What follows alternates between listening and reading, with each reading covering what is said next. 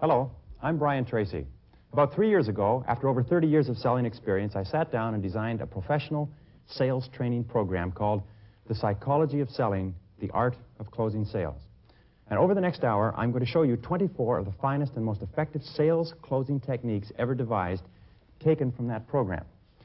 If you practice these techniques and use them regularly, you will dramatically increase your ratio of sales to calls and dramatically increase your income. Hundreds of my graduates, perhaps thousands of them, have doubled and even tripled their incomes by using the material in this course, and so can you. Well, the reason we're teaching you 24 sales closing techniques is simply this. The average sale, over 80% of sales, are closed after the 5th attempt at closing. That means after the 5th time that you have asked or given the prospect an opportunity to buy, that's when over 80% of the closes take place. And only about 10% of salespeople have enough closing techniques and have enough ability to ask for the sale more than 5 times without giving up. The more closing techniques you know, the more likely it is that you will close the sale in the course of the sales interview. Remember, selling is a skill. Good salespeople are made, not born.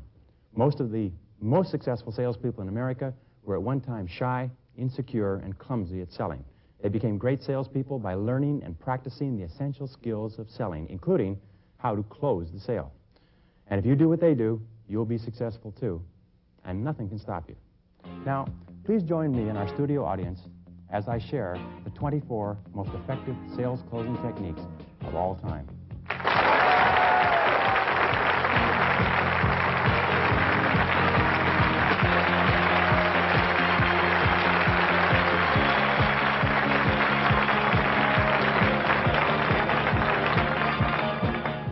Tonight we're going to talk about 24 of the most effective closes ever put together. Before we start talking about the closes, I'd like to talk about the antecedents to closing.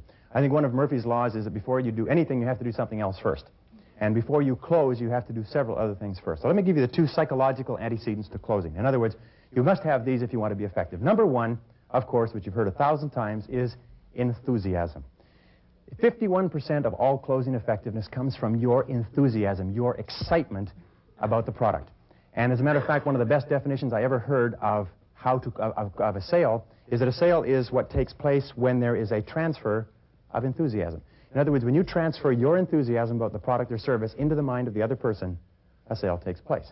Now, this requires, of course, that you have some enthusiasm to transfer into the mind of the other person, which means that the most effective salespeople know their product, they believe in their product, they love their product, and they believe that their product has very worthwhile benefits for their customer. And this is something that I suggest to you, and I've suggested to thousands of salespeople, that if you don't believe in your product, if you don't love your product, if you wouldn't use it yourself, if you wouldn't sell it to your best friend or your mother, then you're probably selling the wrong product. Because you can never get that head of enthusiasm that is transferred into the mind of the prospect that caused them to buy. Now, with regard to enthusiasm, I don't mean the rah-rah, jump-around type of enthusiasm. I mean what is called constrained enthusiasm. It's when the enthusiasm is kept inside you like a kettle, a boiling kettle with the lid put on it, so that you literally bristle with enthusiasm. You have sort of a dynamic tension of excitement about you, but it isn't in the speed of talk or it isn't in your actions. It's contained within. And constrained enthusiasm has perhaps the most powerful effect on human personality that you can imagine. As Ralph Waldo Emerson said, nothing great was ever accomplished without enthusiasm. Well, the second psychological quality is confident expectations. You must confidently expect that the person is going to say yes if you ask often enough. If you ask the person to buy, you must confidently expect them to buy. So you ask expectantly. Would you like the red one or the green one today? In other words, not are you going to take one or not, is this what you had in mind, but you ask it expectantly. And the more confidently you expect to sell, the more likely it is that you will sell. And of course, again, confidence in selling comes from knowledge, it comes from practice, it comes from experience, it comes from believing that the product can do what you say that the product will do. Well, in the process of selling, there are other steps that you have to take. The first step, of course, is qualifying. That you cannot sell a product until you have thoroughly qualified the prospect. And every one of us has been in a situation where we have walked into a store or onto a used car lot, and somebody comes up and says, why don't you take it? Or, are you going to buy it today? Or they try to close you without ever asking you what it is you want or what you need. And there's nothing makes us more furious than to have somebody treat us like an idiot. So you have to qualify the prospect. You have to find out 4 things, the answers to 4 things. Question number 1, does the prospect need what you're selling? Question number 2, can the prospect use what you're selling? Like many companies may need a computer, but they may not be able to use it because of the manpower because of the configuration of the organization. Number 3, can the person afford the product? And number 4, does the person want the product? You see, before you can close, the prospect has to have demonstrated that he or she has a desire to enjoy the benefits of your product or service. So once you've gone through the presentation, once you've gone through and you've qualified on all 4 of those categories and the person wants to buy it, then you're in a position to begin closing. Most of the close in every sale is made in the presentations. In some products, especially in real estate, most of the close is made in how well you present the product to the prospect. The closing technique at the end is almost irrelevant. In many products, the closing technique is very, very important. The key reason why the closing technique is important is this, is that the moment of closing is always difficult. There's always a moment of tension. We call this buyer's remorse in advance, if you like, where whenever we feel that whenever we reach the point where we have to make an important decision, whenever we have to put up money, lay ourselves on the line, what happens is this tension wells up inside of us. And this tension is called the fear of failure. And every single one of us as human beings has this fear of failure. On the part of the customer, the tension in the closing moments of the sale is caused by the fear of making a mistake, the fear of buying the wrong thing, the fear of paying too much, the fear of being criticized by other people. It's caused, and what happens when a person feels this fear? It's almost like having a spear in the stomach. What do? They back away. And whenever they have this fear, they back away and they say things like, let me think it over, leave me some material, could you call me back next week? I have to talk it over with someone else, I have to check it out, I can't afford it, and so on and so forth. These are simply ways of the prospect telling you that I don't think if I make this decision, it'll be the right thing for me. Well, the other key stopping point at the close is the fear of rejection. The fear of the person saying no. You see, each of us deep down inside has this fear of being told no to, this fear of being rejected. So one of the things that we do is we very elaborately structure our lives in such a way that we don't put ourselves in front of people that say no. And by the way, if you have an uneasiness about people saying no to you, you've picked a very interesting profession to get into. Because 4 out of 5 sales calls end with no's. Even in the very best of time in the most boom economy with the finest product, 80% of the people you talk to are going to say no. And when times are tough, 90%. And when times are tougher, 95%. You're quite aware of this, and it goes up and up and up. So you must be aware that people are going to say no, and one of the key factors in being successful in selling is be prepared to hear a no and continue. When the person says, no, I don't think so, you must be able to just let it roll off your back like water off a duck's back. You must realize that a no, excuse me, a no is not personal. When a person says no to you, they're not saying no to you in most cases. They're saying no to a whole package of things and for a whole package of reasons. Well, when you get to the end of the close, when you get to the end of the sales presentation, you've done your prospecting, you've done your contacting, you've done your presentation, you've overcome objections. Now you come to the final moment. You know that the person wants it, but there's this approach avoidance, there's this sales resistance, there's this fear, this uneasiness, this tension starts to build up. And your job is to get through that moment, that tense moment, as rapidly and as painlessly as possible. And closing techniques are not techniques to manipulate other people. They're not techniques to get people to buy things they don't want, don't need, can't use, and can't afford. They're techniques to get people past that moment of tension. And the professional closer takes the person smoothly past the point of the close, and the unprofessional person sits there, and at the end of the presentation they say, well, what do you think? You ever done that? Well, what do you think? And you know what the person says? The tension starts to build up, boom, boom, boom, boom, boom, like Jaws, like that shark coming in, boom, boom, boom. The person says, well, I think I'll think it over. I think I have to talk it over with someone else. Even if they want it, the tension starts to build up. So in this presentation, in the next few minutes, we're going to talk about the 24 best closing techniques. Number 1 closing technique begins with getting appointments. Is there anybody here who uses the telephone to get appointments? You notice how difficult and frustrating it is. Many people do not use the telephone because they've been rejected and turned down so many times on the telephone that the very thought of it causes them to be angry and frustrated and tense. So what they do is they find every other way possible to make contacts, and the telephone, of course, is the finest and the fastest way, if you know how to use it properly. So in approaching a prospect and using the telephone, the key is this, that the first thing that you say to the prospect, once you have found out who it is, has to be something that breaks preoccupation, grabs attention, and points to the result or benefit of the product. Now, let me give you an example. I used to sell, believe it or not, sales training programs. And I would qualify my prospects, and I would call and make appointments. And I found that I could get appointments 9 out of 10 times with qualified prospects using this very simple technique. What I'd do is I'd call up and I'd ask the secretary, I'd say, who is the person who makes the decisions in this area? Who's the person who makes the decisions about sales training for your sales force? They would say, well, that would be Mr. Jones. I'd say, fine. What is his first name, please? Bill Jones. I'd say, could I speak to Mr. Jones? I said, hello, Mr. Jones. This is Brian Tracy. How would you like to see a method that would enable you to increase your sales by 20 to 30% over the next 12 months? Now, if you're speaking to the right person, the question will be aimed at something that is of relevance and something that the other person needs. Now, what do sales managers sit around and think about all day long? Increasing sales. Sales being down, sales being up, but increasing sales. When you say, would you like to see a system that would enable you to increase your sales by 20 to 30% over the next 12 months? The first question, or the next question that the prospect asks is, what is it? And that's where you go into the close. And when you are telephoning for an appointment, you are telephoning to sell an appointment, not to sell a product. The biggest mistake we make is we go in to start describing our product on the telephone, and the person says, well, no, I'm sorry, I'm not interested, can't afford it, I don't have the time, and so on. So all you do is you're selling 10 minutes. You say, that's exactly what I want to talk to you about. I need about 10 minutes of your time. I'll show you what I've got, and you can judge for yourself if it's what you want. If the person says something like, and I used to hear this, they say, well, how much is it? They don't even know what it is. You ever heard that? How much is it? And this is the way you handle that. You say, Mr. Prospect, if it's not exactly what you're looking for, there's no charge at all. Very good response. Get the price thing out of the way. If it's not exactly what you're looking for, it doesn't cost you anything. Then the person says, well, could you tell me a little bit about it? I say, well, that's why I need just 10 minutes of your time. Just 10 minutes, I'll be able to show you what I've got, and you can judge for yourself if it's what you're looking for. Now, the person will often, now remember this, is that good prospects are always busy and hard to get to. Poor prospects are not busy, and they're easy to get to. If you call up somebody and you ask for an appointment, they say, sure, come on over anytime. You can be sure the person isn't going to buy anything from you. So you have to be very sharp in using the telephone. Now, the person's going to say this. The prospect's going to say this. Well, could you tell me a little bit about it? You say, yes, I would like to, but there's something I have to show you.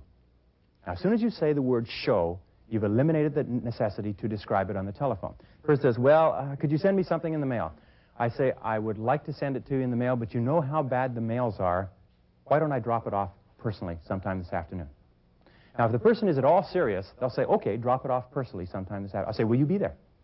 Yes, I'll be there. Okay, about 3 o'clock, I'll be in your neighborhood. I'll drop it off personally. Don't mail information. When people say, send me some information in the mail, what they're saying is, go away. I'm not interested. And when you send it to them in the mail, it goes right across the desk and into the wastebasket. If you're going to send things in the mail, what you do is you put it in the envelope, throw it in your own wastebasket, save yourself a stamp.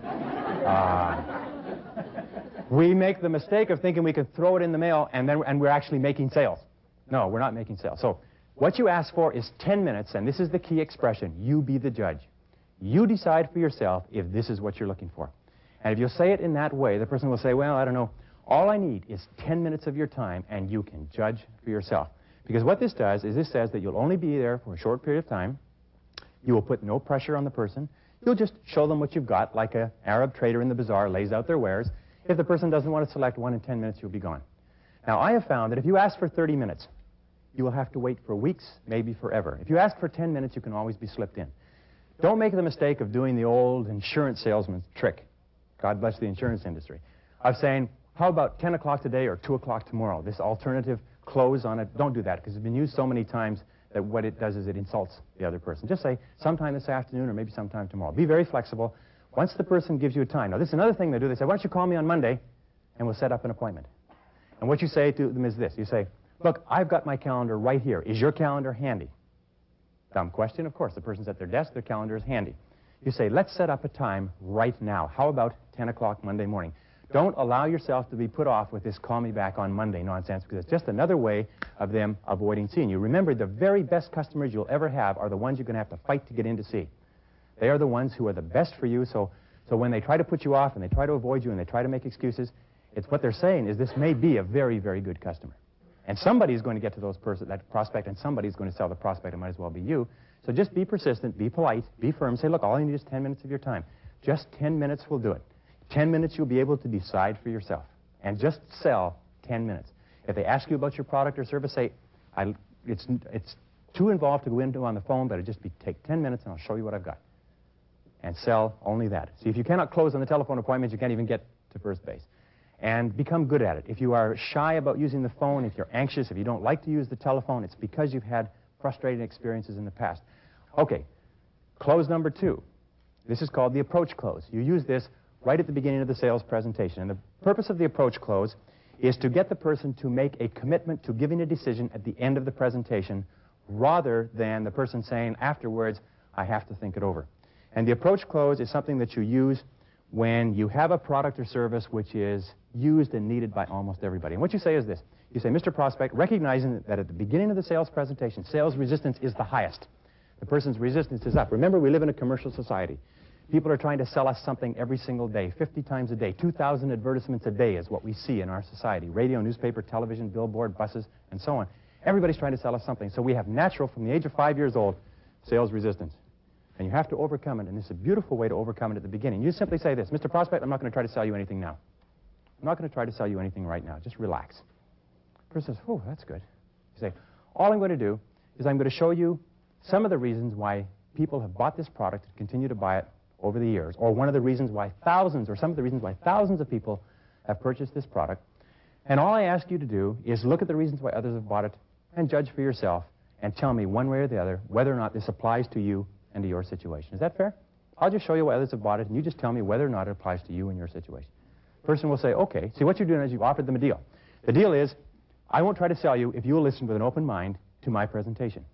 And the person says, okay, I'll listen with an open mind. And then you go into your normal presentation.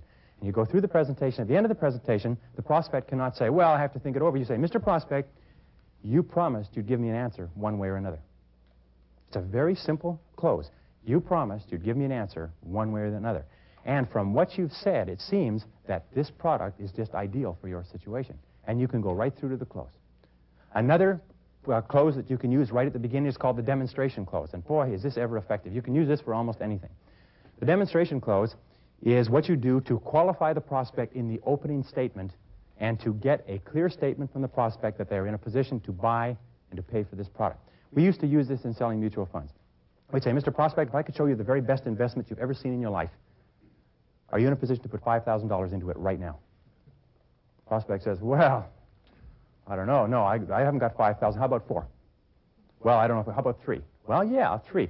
Yeah, if I could show you the best investment you've ever seen, would you put $3,000 into it? Are you in a position to put $3,000? He says, well, yeah, if you could show me the... See, now what you've done is you've changed the focus of the discussion. The discussion is not whether or not the person listens to your presentation. The discussion is, can you demonstrate that you actually have an investment or a product that's as good as that? Another thing you can say is, I can show you the best sales training system that you've ever seen, the best, cheapest, finest sales training system you've ever seen. Are you in a position to commit your company to it right now? The person says, well, you know, if it's that good, are you in a position to make a decision right now? Well, so yeah, I can. Now, then you go through your presentation.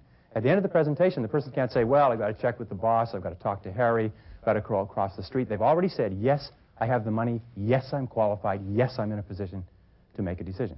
So a good, strong opening question that grabs attention and says, geez, like if a person is in the stock market or is investing in anything, when you say, if I could show you the best investment you've ever seen, what's the first thing that they ask? What is it? Tell me more about it. I'd like to learn about it. If I could show you the best investments you've ever seen, are you in a position to make an investment today? If I could show you the product that you're looking for, are you in a position to make a decision today? In real estate, I've seen this over and over again. One of the first questions that you should ask people when you take them out, instead of going to these people who are kicking tires and looking at homes 2 years before they ever plan to buy one, is say, if we could find the exact house you're looking for, when would you want to take possession? Just tell them that as you get into the car. You know, like you'd ask them, what do you think of the weather? Very often people will tell you, oh, well, we're just looking, you know, we're just sort of in the market, we're just looking at, we're visiting 27 other real estate agents, we're planning to spend 2 years at it so we know every single house in North Chicago or whatever it happens to be. So ask them that question. If we could find exactly the house you're looking for, when would you be prepared to take possession? And they can tell you. They say, well, I don't know. Or they'll tell you that they're not in the market at all. Very simple question, and it's not an invasive question. It's not a rude question. Okay, the hot button close is considered by many sales professionals to be the most important and the most powerful close of all. The hot button close is based on the fact that 80%, the old 80-20 rule, 80% of the buying decision comes to bear on 20% of the product features. And in my experience, 90% of the buying decision comes to bear on about 10% of the product features. In other words, it is up to you to find the 1 or 2 things in your whole offering that are the key determinants of this person buying the product, and then to push that hot button over and over again. Because every time you mention the hot button, the person's desire to own the product goes up. Every time you talk about something that is not really important to them in the sales presentation, their desire to purchase it goes down. And good salespeople are people who question skillfully and listen carefully, and we find what is called the Freudian slip. The Freudian slip says that if you talk to people long enough and give people enough chance to talk, they will tell you everything that you need to know to sell them. And that's why the old saying, telling is not selling, is true. You're only really selling when you're asking questions and giving them the opportunity to tell you what they're looking for, what they want, what they need, what they're concerned about, what their worries are, and listen. And the more you listen and the more you ask questions, the more likely it is that they will say, this is what I'm looking for. Nito Kabin calls this the key benefit.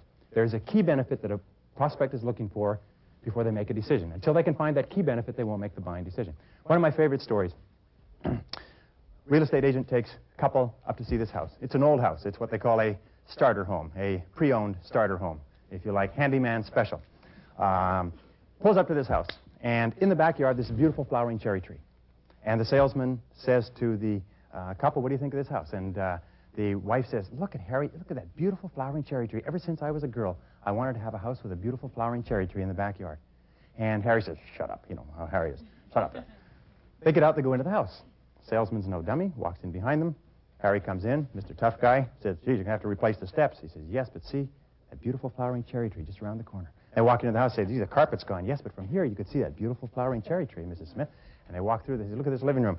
They have to put in new baseboards, new lights. Yes, but look at that beautiful view of that lovely flowering cherry tree. Every single room they went into, the kitchen needs new plumbing. Yes, but you can see that beautiful flowering cherry tree. The bedrooms are too small, but look at the view of that beautiful flowering cherry tree. At the end of the presentation, Mrs. Smith, who makes the buying decision in every home purchase, says, Harry, I sure do love that beautiful flowering cherry tree. In other words, this is the hot button. You push the hot button over and over again. Now, what amazes me is that salespeople will go out and talk, and people will say, boy, I'm really interested in a house with a pool. I'm really interested. Here's a beautiful house. Isn't that a beautiful yard? Yes, but it doesn't have a pool in it. Now, here's a beautiful one. You put a tennis court over there. Yes, but it doesn't have a pool. And this one has a wonderful basement, but doesn't have a pool. The person keeps saying, this is what I want, is a pool. And what you do is you listen to that hot button, and you build the sale around that. The trial close is something the professional salesperson asks throughout the presentation to find out how well they're doing. It's also called the check close. This means that you check how far along you are. So where you present part of your product and you say, what do you think of this so far? Or does this make sense to you? Or is this what you're looking for? Or is this what you had in mind? Or is this an improvement on what you're doing right now? These are check closes. Now, the wonderful thing about a check close is that the prospect can answer yes or no, and it doesn't end the presentation. If you say, is this the sort of layout that you're looking for? Prospect says no. You say, fine, well, let's look at this layout over here then. Or you can say, is this the colors that you're looking for? Prospect says yes. You say, good, well, let's look at more of the colors in this area. So the check close is like you're traveling down a road, and you come to a fork, and at the fork you say, is this what you like, or is that what you like? And the next fork, is this what you like, or is that what you like, on the road to the close. And good salespeople ask check closes throughout. They never present one piece of information without a check close. You drive up in front of the house. You say, you like the outside look of that house? Yes or no. You come in the door. You like the entry hallway? Yes or no. Do you like this color scheme? Yes or no. Do you like the way this is laid out? Yes or no. In other words, they keep asking questions, and the questions keep giving them feedback that enables them eventually to build a picture, a composite picture of exactly what the prospect wants. The power of suggestion close is based on the fact that we are all very susceptible to the suggestive influences of people around us, which means that when a person is excited about something, excitement is contagious. When a person is enthusiastic about something, enthusiasm is contagious. So what you say in a power of suggestion close is you say, boy, you're really going to enjoy the way this car handles on the road.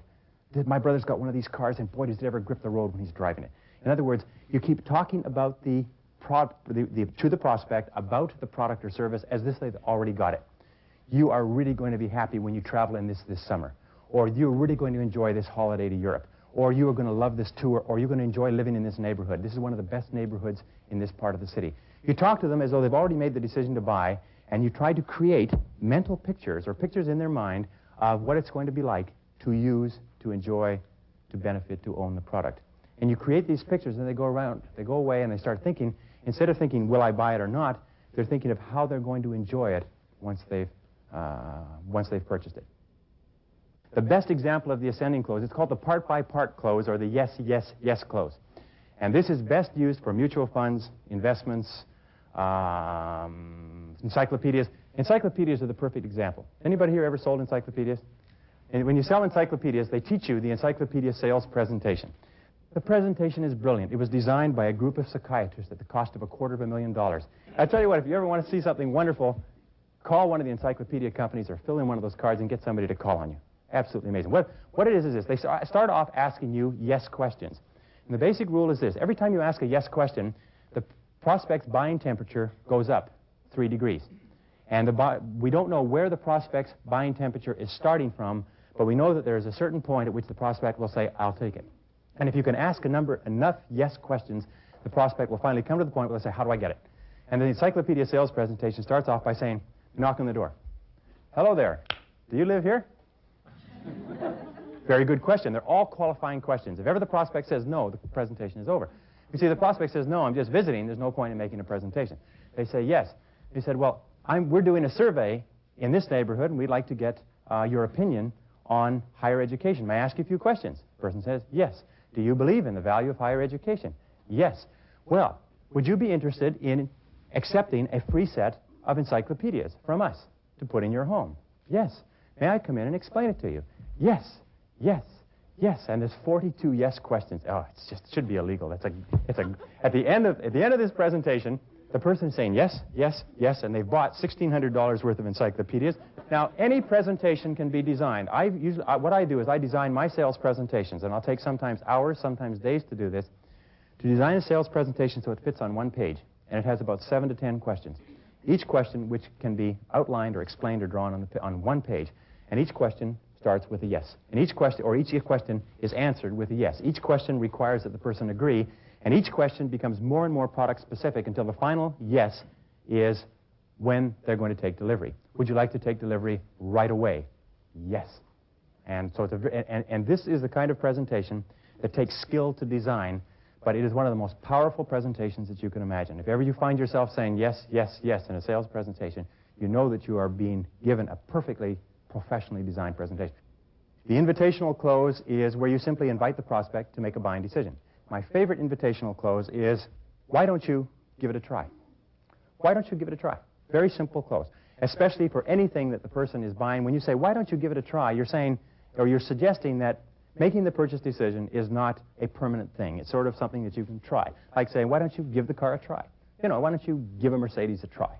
If you don't like it after a couple of years, you know, you can go to another car. Why don't you give it a try is a very subtle way of saying it. Or another one is, why don't you take it? One real estate salesman found that his sales went up 40% each time he walked out of a house with a couple and turned to them and said, do you like the house? And they say, well, yeah, why don't you take it? Why don't you make an offer? Bang. And they found that people say, well, sure, well, why not? So why don't you take it? Or another invitational close is, how many would you like? Or what color would you like? Or would you like us to get started on this right away? Or is this exactly what you had in mind for today? And in other words, what you do is you invite the person to make a decision. You don't run to the end of the presentation and then stand there and say, well, what do you think? I remember the salesperson comes back to the office and says, boy, do I have a lot of good interviews today. The other one says, yeah, I didn't sell anything either. Remember, you do not offend people by asking them to make a buying decision once they have indicated an interest in owning or enjoying the benefits of your product or service. The next close is what is called a price close. Now, many people say to me that everybody buys everything on price. Have you heard that before? Price is the key thing. Everybody wants the lowest price and so on. Almost every case, I will tell you this. First of all, the price is not the major determinant in selling anything. Unless, of course, you're selling rice and rice and rice, and it's all the identical brand, size, shape, and quality. Whenever there's any differentiation in product, price is not the determining factor. The second thing I'll tell you with regard to price is that it's salespeople that make an issue of price. The person says, hey, how much is it? And they immediately get into a wrestling match, and they say, well, it's X number of dollars. The person says, hey, I can't afford that. He says, yeah, but it's worth it. Well, no, I can get it cheaper somewhere else, yes, but it's not as good as the one we've got. And you get into an argument, and you can never win on price. Basic rule on price is price should never come up in a sales presentation until the end of the presentation. Now, if you're selling homes, there's no way that you can avoid, or even cars for that matter. But if you're selling a product that is a little bit more complex, it shouldn't come up until the end. This is how I deal with price. When people say, well, how much is it? Before I've had a chance to tell them what they're getting. You see, people always object to price no matter what it is. Everything always costs more than people expect to pay. Isn't that true? Do you ever find any of your prospects or your customers say, boy, that's a lot cheaper than I expected? Everything costs more than they expected to pay. But willingness to pay and ability to pay are two different things. Nobody is willing, but most people are able. So the key is if price comes up before you've had a chance to show the person exactly what it is that they're going to get for the money, first thing you say is, Mr. Prospect, is price your only concern? Is price your only concern? And the prospect will have to say, well, no, price isn't my only concern. You say, well, let's talk about that a little bit later then. Or another thing I say when they say, well, how much is this? If you start a good sales presentation, they're going to get interested. They're going to say, how much is this? And you say, Mr. Prospect, that's the best part. Could I come to that in a couple of minutes? They say, sure. And now you go on to the presentation. But try not to get into price, and by all means, never argue over price. If a person, here's another close that you can use, free. This will give you your first baker's dozen. It's called the just suppose close. The just suppose close just simply says, Mr. Prospect, just suppose that price is not an obstacle or an object here. Okay, can we do that just for a second and let me finish my presentation? Persons will say, okay. Now, by the time you get to the end of the presentation, you should have spoken so much about the value of what it is that they're going to get that when you mention the price, they say, well, that makes sense. But if you ever mention the price and they say, geez, that's a lot, what they're saying is this: you haven't given me enough reasons to justify that price. By the way, when you get a price objection, what is a price objection? A price objection is a price question. A price question is when they say, hey, that's too expensive, what they're saying is, from what you've told me so far, I don't see how the product or service can be justified by the price. Can you give me some more information? Basically, that's what they're saying. But they say it in such a way that sometimes they say, oh, geez, another people have price again. So you say, Mr. Prospect, it sounds like a lot of money, but let me tell you why. Another thing, people say, hey, it costs too much. I'll say, Mr. Prospect, we're getting into objections, but this is a very good, Mr. Prospect, you're right. Well, it costs more than your competition. Mr. Prospect, you're right. As a matter of fact, it costs $1,227, more than our closest competition. And yet we sell thousands of these every year to very intelligent people. Would you like to know why? Sure. Because you've got to get that price out of the way. Other than that, it sits like a big orangutan in the middle of the path between you and the end of the sales presentation. The sudden death is an ultimatum close. And you've all had this experience where you've made a presentation to a person or to a company, and they've looked at it, and you go back and see them, and they say they have to think about it a little bit more, and you go back and they have to think about it a little bit more, and you go back. About 4 or 5 times, you find that you're spending too much time going back to this person who's not made a decision. So you use this close, and it works in at least 50% of cases. You fill out the entire sales contract in all details except for the signature, exactly the way you've discussed it up to now. You take it back to the prospect and you say, Mr. Prospect, you know, we've discussed this quite a bit, and I know this is taking up a lot of your time, his time, taking up a lot of your time, so either this is a good idea for you or it's not. And one way or another, let's make a decision right now. What do you say? And then take the contract and send it, put it across the desk, put the pen on top of it, and say, if you will authorize this now, we can get started right away. And then become perfectly silent. Remember, after every closing technique, the key is to shut up. The key is to be perfectly silent and wait. And sometimes the silence can be stretched out interminably. Sometimes the silence can get longer and longer and longer. But the longer you wait perfectly quietly without speaking, the more likely it is that the person will make the buying decision. The longer the tension is. Now, a very good sales trainer once told me, and I like this, he said, the only pressure that you are allowed to use in a sales presentation is the pressure of the silence after you've asked the closing question. And the basic rule is this, is he who speaks first, or she who speaks first after the closing question loses.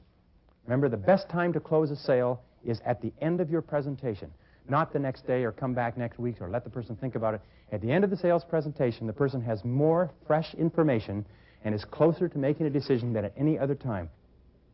The sharp angle close is where you take this is when the person, you know, wants the product and they're bringing up sort of what we call smokescreen objections. They're just coming up with objections. They say, well, I don't know if we can afford the monthly payments. You say, if we can spread the payments and get them down, will you take it? So you use the objection as a way of closing. You close on the objection, if you like. The person says, well, I don't think that your product will perform to my specifications. You say, if we can prove to you that it will you take it? You say, well, I don't think you can get it here on time. If we can get it to you on schedule, will you take it? So what you do is you take the objection and you just turn it around into a reason for buying. Because this forces the person to say either, well, yes, I'll take it, or that's not the real reason why I'm not making a buying decision. The instant reverse close is something that you can use all the time, and it's something that takes a little bit of guts to get used to. But it's very simple. The person says, I can't afford it. You say, that's exactly why you should take it. What? You say, that's exactly why you should take it, Mr. Prospect. I did some training for about 100 people who were selling cable television services. And they were going door to door, trying to sign up people for cable and pay television. And they'd knock on the door, a person would knock on the door, and they'd say, I'm here to talk to you about cable and pay television. They say, I can't afford it. They said, exactly why you should take it. I said, what? Because they're about to close the door. I said, sorry, we can't afford it. The reason they haven't taken it is because they can't afford it. I say, what do you mean? I say, it's exactly why you should take it. Why? Now, sometimes you may not even know why. You have to think of the answer very quickly. The answer just has to be logical. It doesn't have to be great. It has to be logical. You say, because, look, someday you're probably going to get pay in cable, aren't you? Someday in the course of your life, you're going to want to get the movies and the sports and arts and everything else. Isn't that right? Person says, well, yeah. And you want to get it at the very lowest price, don't you? Well, yeah. Well, Mr. Prospect, this is the time that you can get it at the lowest price ever in the history of pays if you take it right now, today. That's exactly why you should take it. You call up somebody for an appointment. They say, I'm not interested. Ever heard that before? You say, Mr. Prospect, that's exactly why I'm calling. What? You say, Mr. Prospect, most of our very best customers were initially not interested when we contacted them. So what we have found is that if a person is really not interested, they can probably make take maximum advantage of our product or our service, whatever happens to be. A person says, well, what is it all about? And you say, it's exactly why I need 10 minutes to show it to you. And bang, you go into close on the presentation. You see, when a person resists a sales approach, it is because of ingrained, instinctive buying resistance. It's not because of you. The product could be the very best product in the world. This could be a heart transplant for a person who's dying of a diseased heart. But they'll say no because they have instinctive buying resistance. You must be able to catch it on the no. The person says, we don't use that in our house. That's exactly why you should take it. Why? Well, because if you keep using the same product, Mr. Prospect, you'll never have any idea of the better products that are available on the market. The change places close is very simple. You're into a presentation, and the person will not tell you what we call the key issue, the number one reason why they won't buy. You see, in every sales presentation, in every product or service that a person will buy, there's a key benefit that they want, and there's a key issue or a key objection that is stopping them from buying it. And until you can find out what that key objection is and handle it, they will never buy from you. So many of your closing techniques are ways of getting the person to tell you what's stopping them from making a decision. The change places close is very simply. Say, Mr. Prospect, would you change places with me just for a second? Put yourself in my shoes, which people can do because we are very empathetic. Imagine if you were talking to somebody that you really respected, and you were showing them a product or a service that was really good for them, and they wouldn't tell you why it is they wouldn't make a decision one way or another. What would you do if you were in my position? Almost invariably, the person will say, well, I'll tell you then. And they'll actually give you. They understand what it is. Or you can say, you can add to that, you say, Mr. Prospect, what would you do if you were in my position? Tell me, is it the money? And ask them, is it the money? Because if it's not the money, they'll say, no, it's not the money, it's something else. Or they say, yes, it's the money. You say, well, and this is a good closing question. Mr. Prospect, what would we have to do a deal? Just a good question. What would we have to do a deal? Or another question is, how far apart are we right now? Mr. Prospect, tell me, how far apart are we right now? These are two very powerful closing questions. For instance, I can't afford it. I can't afford it. I had a landscape architect came to my course, and he learned this technique. He had put in a bid to do a job of landscape architecture. He'd put in a bid, and the contractor had told him that he wanted it done as cheap as possible within certain specifications, so he sharpened his pencil. He did it as cheap as it could be. He put in a bid for $7,025. That was the cheapest he could possibly get. The contractor called him up and said, absolutely not. It's too expensive. It's too much. It's way over my budget. There's no way I'm paying $7,025. He'd been to this course the day before. He said, well, tell me. He said, how far apart are we? He said, I've got it in my budget at $7,000, not a penny more, and there's no... He said, as a matter of fact, we're having a special on junipers. It's $7,000. They'll put in 2 smaller trees, and he got the deal. But before, he'd gotten really mad because he knew that he couldn't get any cheaper than that. But he asked, how far apart are we? And sometimes you'll find that you're so close together, and it's not the money, it's the issue. Sometimes people say, well, in their mind, they will not pay over X number of dollars because their brother-in-law got one just like it for X number of dollars, and you could find yourself just a few dollars apart. So ask them, how far apart are we? Or, Mr. Prospect, what do we have to do a deal today? You tell me, and I'll find out if it's possible. And sometimes and most people are honest. They'll say, this is what we'd have to do a deal. And you say, okay, let me see what I can do. And at least you're still in the game, if you like, you're still in the ring. The next close is what is called the secondary close. And this is one of the most popular, one of the most common of all closes. This is where you close on a minor point. It's also called the minor question close. You're giving a sales presentation on a car, and you say, by the way, will you want the AM or the FM radio? It doesn't really matter to you. Whichever, if they answer AM or FM, they've made the decision to buy the car. You're showing them a house. You say, by the way, would you want possession on the 1st or the 15th? They say the 15th. They've made the decision to buy the house. In other words, you ask and you close on a minor question. The reason you do this is it's much easier for a person to say, well, the 15th, rather than yes or no to buying a house. And you can always come to find a minor close. You can say, well, will that be cash or charge X? Even before the person's decided whether they want to buy. You say, will that be cash or charge? Well, I'll pay cash. They've made the buying decision. How they pay for it is a minor issue. Another closing technique is called the alternative close. And the alternative close is simply based on this rule. Never offer a prospect a choice between something and something, always between, or between something and nothing, always between something and something. Always offer them a choice between product A or product B. Which house do you like best? This one or this one? Which car do you prefer, the 2-door or the 4-door?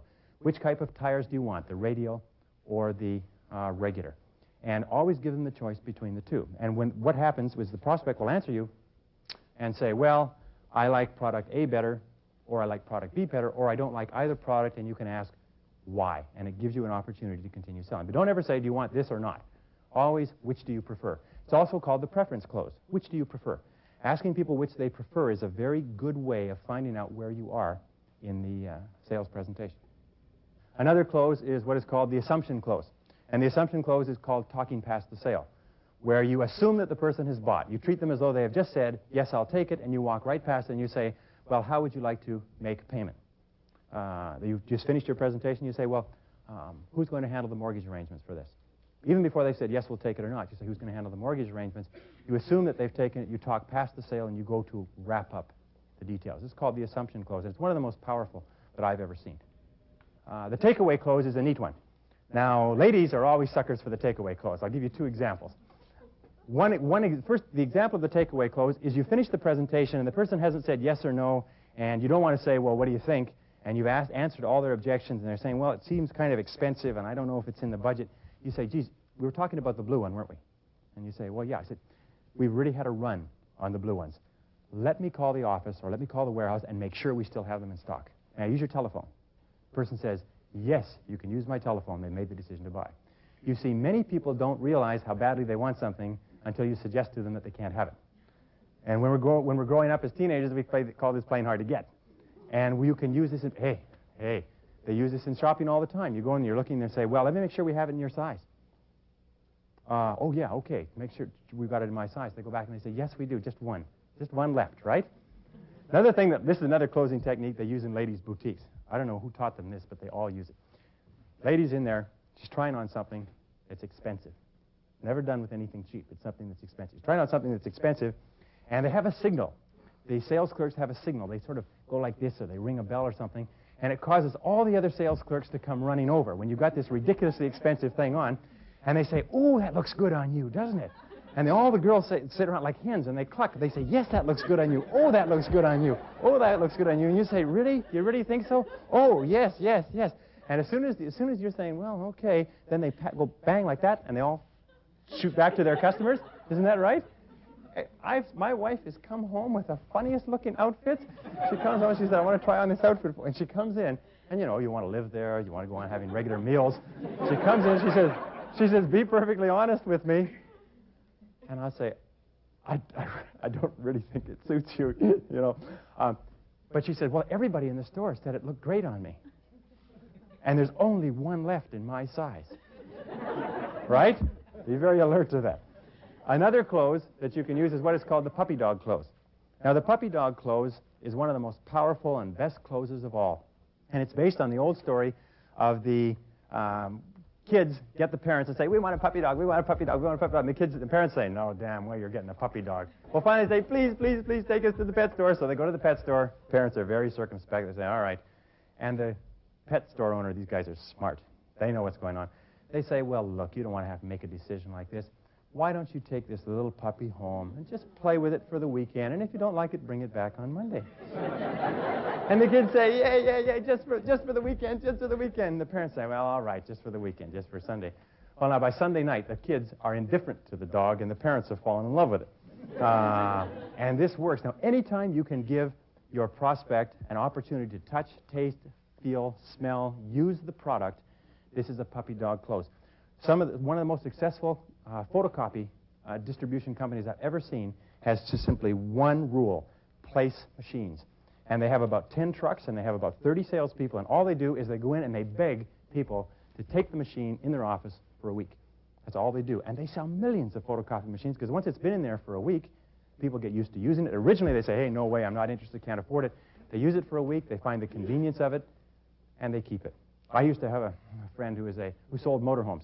These big, expensive motorhomes, $30,000, $40,000. Now, let me tell you about a puppy dog clothes. It's beautiful. Good times and bad. This guy is one of the top motorhome salespeople in America. Somebody comes to buy a motorhome. Now, he knows that people who buy motorhomes shop motorhomes. They go to every single vendor of motorhomes in the whole world. Has anybody here ever bought a motorhome? How much time did you spend looking for motorhomes? Well, motorhome people are fanatics, and they know everything there is to know about motorhomes. So he meets them, he talks to them, he shows them through the motorhomes. He doesn't try to close them. He establishes a rapport with them. He gives them their name, or he gives them his name, gives them a card. He gets their name and address and phone number. He says, we have a newsletter that we send out on motorhomes, and we'll put you on the mailing list, and so on. Well, next Saturday, he calls them up about 10, 11 o'clock Saturday morning. Now, where is everybody 10 o'clock, 11 o'clock Saturday morning? They're at home. He said, I'd like to take you out for lunch. I'd like to show you something absolutely fantastic. I'll pick you up at your home at 12 o'clock. And they say, well, okay, see you at your home, 12 o'clock noon for lunch. And he drives up in this big $50,000 motorhome, drives up in front. He says, jump in. They get in, and they're a little bit curious. He says, I've got to show you something neat. And he takes them just outside the city that he lives in. There's a beautiful park, and the park is long, sloping hills, and then there's a lake, and there's geese that swim on the lake, and there's trees on the other side, and there's the mountains in the distance. And he pulls up in this big motorhome, and he swings a loop, and he stops so that you can sit at the table and chairs, looking out the window, this beautiful view. And they sit down. He says, sit down over here, please. And they sit down. He opens up the microwave, heats up the food, takes wine out of the refrigerator, wine in a bucket, pours the glasses, lays out the food, china. He sits them down, and he says, as they're eating, he says, oh, isn't this what you want? Isn't this nice? Wouldn't it be nice to be able to do this every single weekend? And he says, we have a special on a unit just like this. We can have you in this by tomorrow afternoon. You are set for the summer. He sells more motorhomes than you can imagine, because he gives people a chance to experience the product. The Ben Franklin close is one of the most powerful for a very simple reason. The Ben Franklin close closely parallels how you and I think. Now, you and I think when we make a decision, we weigh the pros and cons. We look at what the reasons are for making the decision and against making the decision. And the Ben Franklin close goes back to Ben Franklin, who was America's first millionaire, by the way, first self-made millionaire, Benjamin Franklin. Started off penniless. And he used to make his decisions by taking a piece of paper and drawing a line down the center, and he'd write all the reasons in favor of making the decision on one side of the paper and all the reasons opposed to it down the other side, and then he'd sit and he'd study the reasons and make his decision.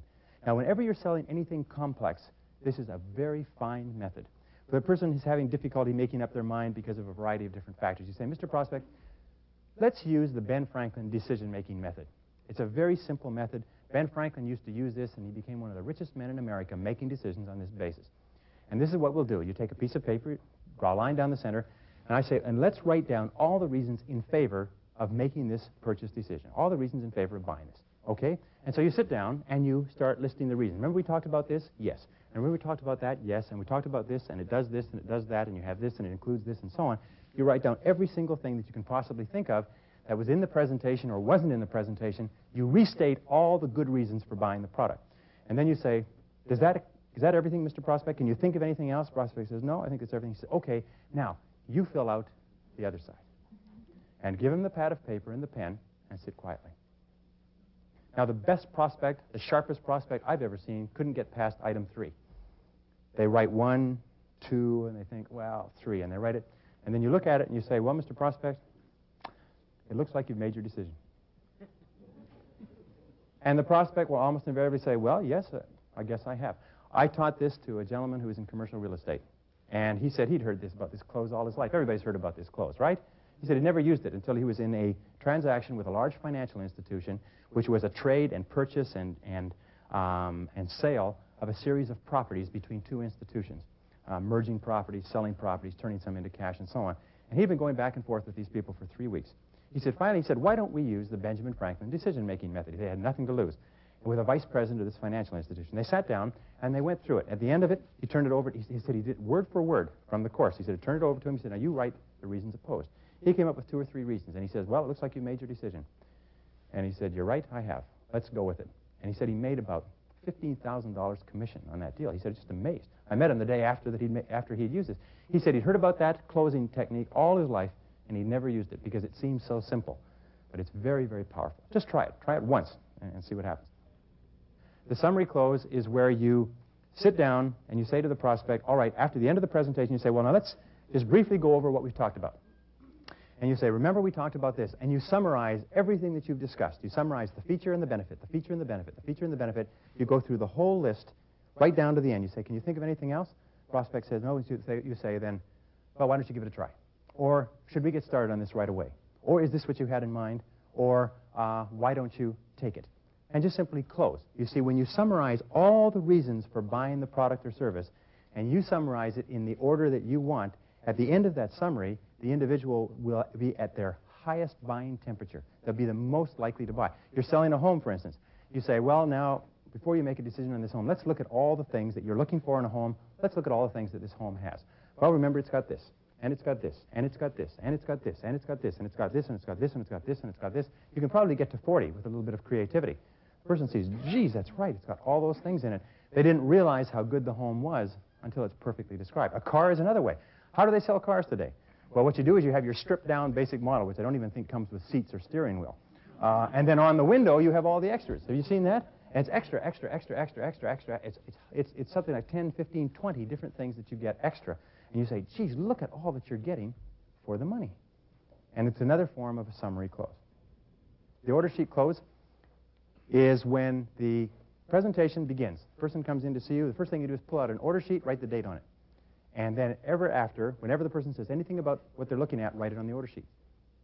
And even the person says, hey, wait, don't write anything down. I'm not buying anything today. I'm just looking. You say, I understand, but I've got a terrible memory for detail, so I like to write everything down. And if you don't buy anything today, we'll just throw it away. Okay, fine. And you keep writing on the order sheet. So the person gets used to seeing their information written on your sales contract. Now, another way that you can use the order sheet close is at the end of the presentation, just pull out the order sheet and start filling it out. And this is what I used to do. I take out the order sheet, and especially with investments, this seems to be good, and life insurance, and I guess encyclopedias and a lot of other things. I take out the order sheet, and I'd say, I write the date on it, and if they don't stop you from filling out the order sheet, they've made the decision to buy, you see.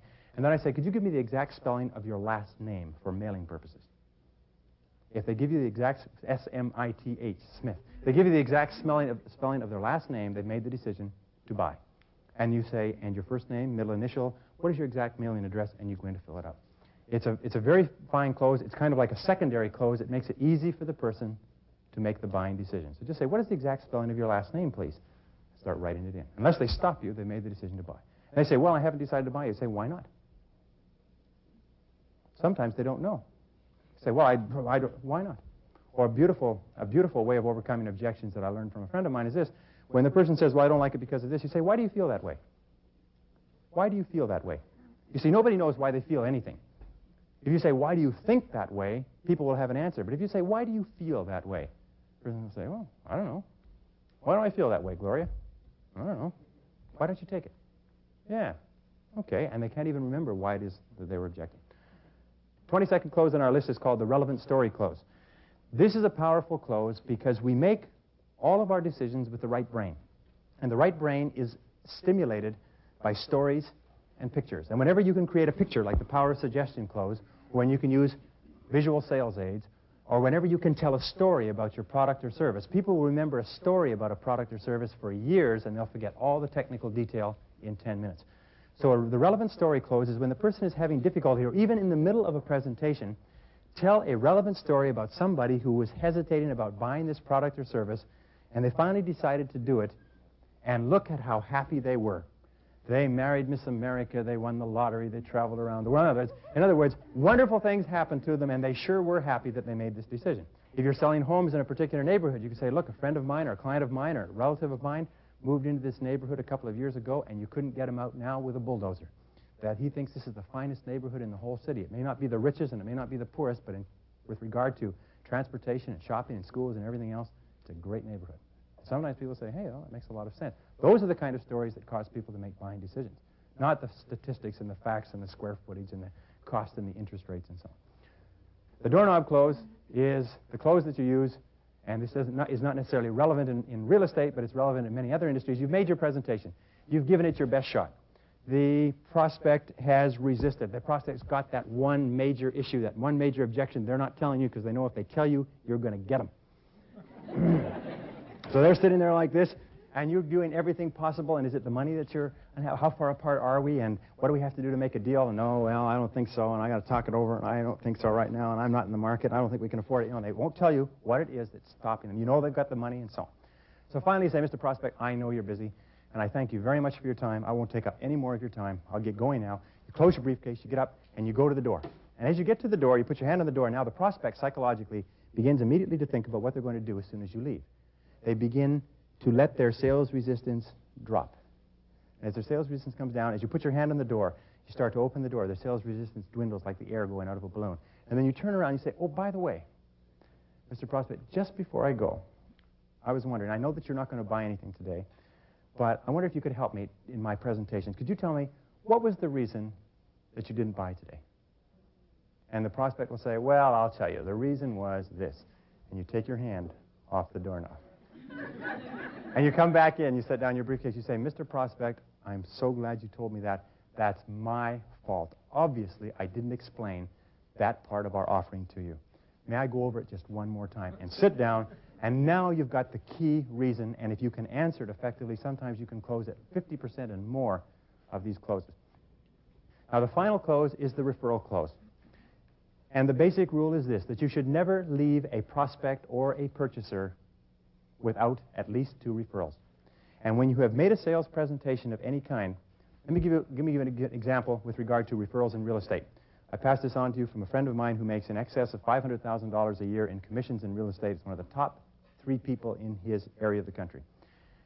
When he's closed a sale, and he usually has as many as 200 listings of his own, all of which come to him through referrals. When he's closed the sale, what he does is he drops by on moving day, and he brings them a bucket of Kentucky Fried Chicken. And he says, look, I know you won't have time to cook. He said, I just thought I'd drop by. $10, $12 for Kentucky Fried Chicken. Drop it off. And they say, well, thank you very much. We sure appreciate it, Larry. That's awfully good of you. Say, fine. He said, look, I want you to do me just one favor. Promise me that before you sell this house, you'll get in touch with me and give me a chance to do the same thing, same job for you that I've done already. And they say, well, sure, will you please do. He says, one more thing. Promise me if you'd hear of anybody else who wants to buy or sell a house, you give me a chance to talk to them first. Would you do that for me? And they say, well, sure, why not? And they shake hands on it.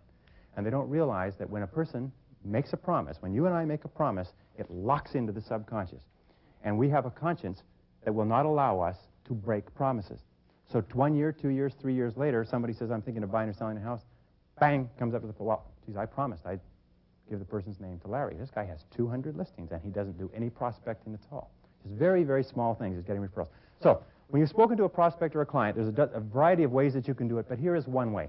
You finish speaking to the prospect, and you say to the prospect, well, say the person does not buy. You say, Mr. Prospect, I know you're not in a position to make a decision today, but could you give me the names of 2 or 3 people who you think may be able to take advantage of this offer? Now, this is called the alternative close, 2 or 3 people. The prospect will always pick 2 because it's easy. They'll say, well, yes, I can give you a couple of names, and they'll give you the names. You say, Mr. Prospect, would you happen to have their phone numbers?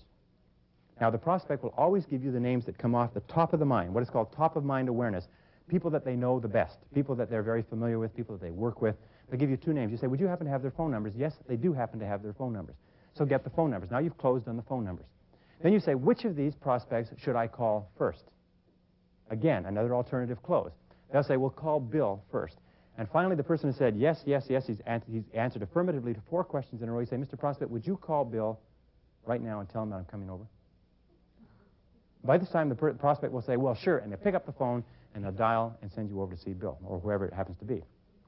Now, the reason why a referral is so much more powerful than a cold call is that with a referral, you have all the credibility of the person who is referring you. A cold call, you go in with no credibility at all. And remember, credibility, the amount that the prospect believes you, is the critical factor. Now, if you have to get to 100% credibility before the prospect will buy, if you get a referral, you come in with 90% credibility.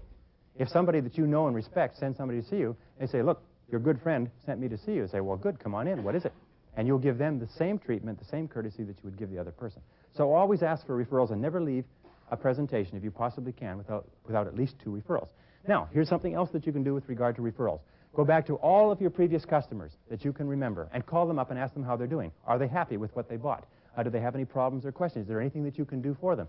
And if possible, go and call on them. I have a friend who's an excellent salesperson. Every January, Right after the holidays, he goes and calls on every single customer he's got. He spends 2 or 3 weeks calling on every single customer in the city and making sure they don't have any problems, making sure they're happy, and getting 2 or 3 referrals from each. And it takes him 6 months to work through those referrals. Any person who's been in selling for more than 90 days should be working off of referrals almost 100% of the time. Referrals that people give you or referrals that come to you as a result of good things that you've done in the marketplace. So those are the key closing techniques. And if you will use those closing techniques, remember, closing techniques are sales tools, and they have to be mastered through study and practice. But the more sales tools you have, it's like a craftsman, the more tools you have within your sales toolbox, if you like, the more likely you are to make a sale. For some fields of selling, you'll only need 2 or 3 closing techniques, and you'll use those all the time. But the more you know, the more opportunities you have to close. Now, here's a piece of advice which helped me dramatically when I started my career. And it's simply this: use throwaway presentations. Whenever you get into a presentation with a person who you know is not going to buy, this person is one of those people who's not going to buy anything, and you're in that presentation, and you know you have nothing to lose, throw the whole book at them. Throw every closing technique and every qualifying technique and every objection technique that you can have, you can find. Because remember, you only really learn sales techniques by being in the arena with a live prospect.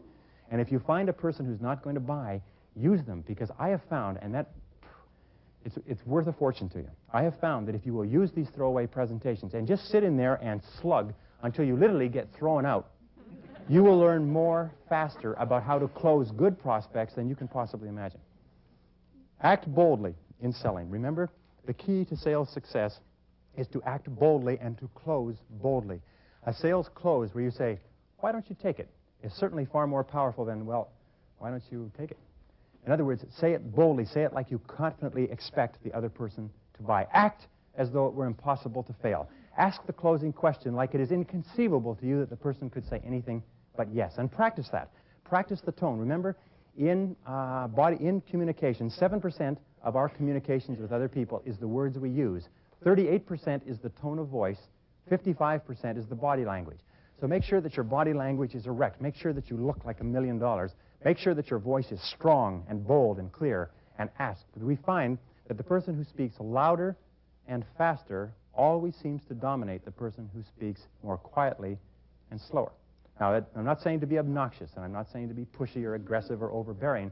I'm saying speak confidently, speak strongly, ask as though you expect the person to say yes. And the final point, going right back to what we started, the key to selling effectively, the key to closing sales, is psychological more than anything else. That you must have enthusiasm, you must love your product, you must believe in your product, you must have confident expectations, and you must persist. And this is the final underlying quality. What is it that it says that persistence is to the character of man and woman as carbon is to steel? And that if you will persist, if you will keep on keeping on, no matter how many times people tell you no, no matter how many doors you knock on, no matter how many times you stay out late at night and nothing happens, that if you will keep persisting and persisting and persisting, you will succeed and you will become one of the great salespeople of your generation. Thanks very much.